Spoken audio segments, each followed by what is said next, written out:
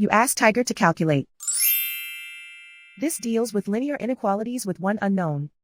The final result is x greater than 9. Let's solve it step by step. Swap sides.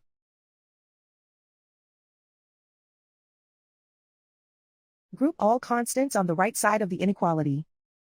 Add 6 to both sides.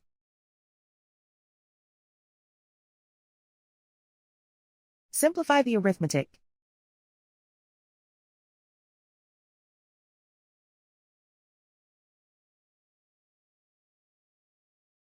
Isolate the x.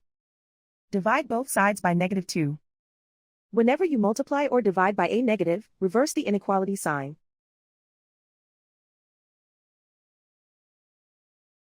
Cancel out the negatives.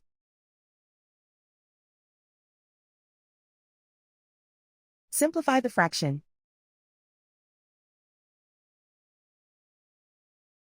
Cancel out the negatives.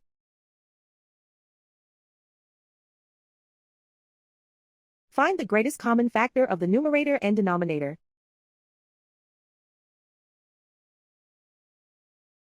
Factor out and cancel the greatest common factor.